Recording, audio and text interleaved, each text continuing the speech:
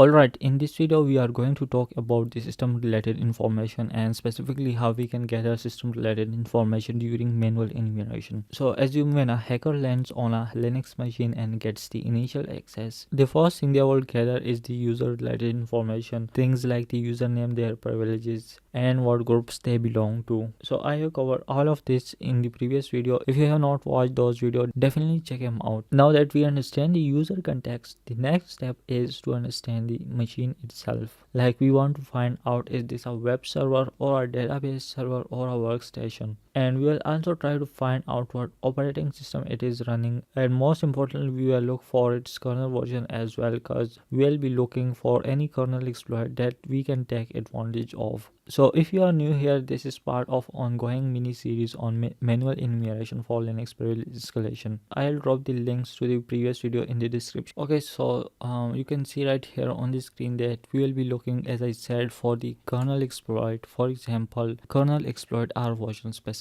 So when we try to find out the current kernel version of the operating system that we are on, we will then, like for example, we are on Debian 10 with kernel this version. We will then copy this and go to Google and go to the exploitdatabase.com website or its alternative website, and then we will try to look for the exploit if exist any. So for example, if I copy this and go to Google, let me show you actually, and like this you can see over here exploit database Debian. This is the specific version of the kernel, and if we look for any exploit available for that, you can see right here in this website. Let's actually see that this is just example. We will be covering actually this in detail, but I'm just giving you an overview of this. So I think we have so far 6 exploit available. I'm not sure because I'm not familiar with this website. I'm just guessing that we have 6 exploit available. So if we click on that, we will see all of the exploit that is being fixed in the next version. So yeah, I was just giving example, and then we will look for the role identification, because as you can see right here, a host name is human readable name assigned to this machine or a machine that we got the initial access on. So instead of remembering the IP addresses to each machine, what they do is they give a proper and meaningful name to each of the machine. Like for example, you can see instead of this IP, I will just, my host name will be my laptop or anything that is easy to remember. So when the other user on the same Wi-Fi wants to reach out to your device, instead of writing the IP address, they will just use the host name. I mean, this is not the perfect example, but just to give you the idea. And over here you can see when we try to find out the host name, and we will get name like this, and this, from this host name we can tell this is production SQL server. So let's first of all go with the host name command. This will give us information related to the host name, and it will tell us what this operating system is it a database server or web server or anything else. So we will just look into that. So in this section you can see, in enterprise environment, host name of the machine are not random. What I mean by the enterprise is, it's imagine it's like large organization or a company, like for example bank, hospital, government agency, or big corporation. So what they do is, for each machine they have given a specific host name which is meaningful, and we just tell the purpose of each machine. It's not like must, but to make things easier for themselves, they just give a specific name which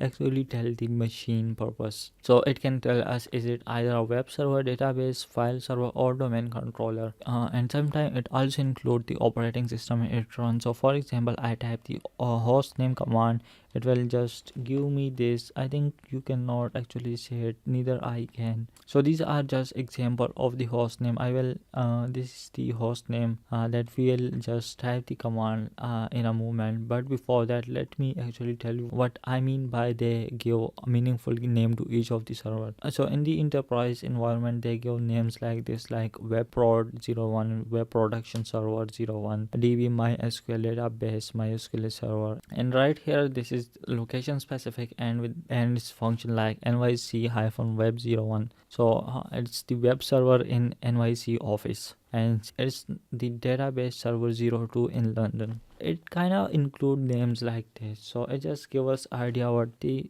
server is about. So what I need to do now is just go to the Kali Linux and type the host name, and then we will see what's the host name of this Kali Linux. So let me just open the terminal and make it big so you can see it more clearly. And if I type the host name command,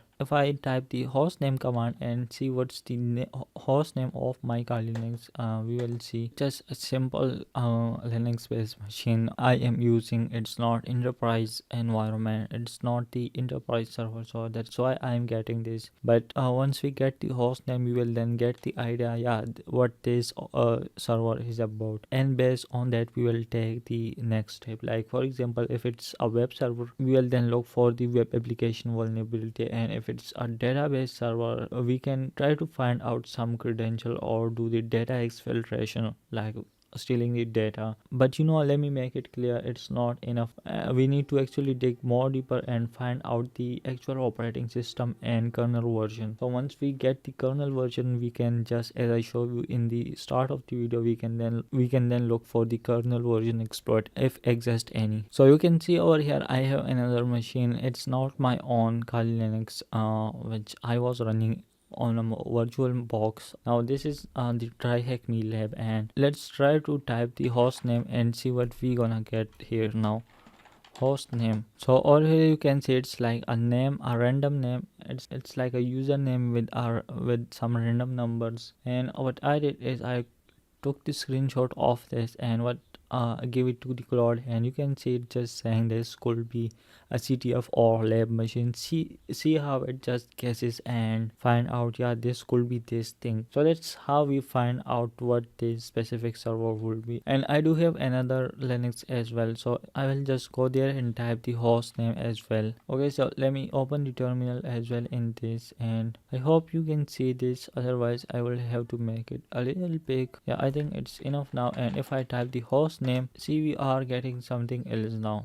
and we are getting some random IP addresses kind of. And again, I don't know what this is, so again I took the screenshot and give it to the cloud, and you can see right here it just recognized that it is a AWS Amazon cloud machine. The TryHackMe rented a server on Amazon cloud and never give it a custom host name, so AWS or Amazon just use its automatically generated host name in this format. So we can know they just rented a server on AWS and they just give us access in the TryHackMe, and the host name is just given by the AWS because the TryHackMe did not give a specific name. So that's what we are getting. So you see how we are getting what the server might be about. So if you remember, I said that finding the host name is not enough. We actually need to find out the actual operating system name and its kernel version. So we'll then look for the exploit of that kernel version. That's what we'll be doing in the next video. I hope you understand all this. It's not like very hard, it's easy. Even if you don't understand, let me know in the comments. I will make sure to answer you. So I will see you in the next video. Peace out.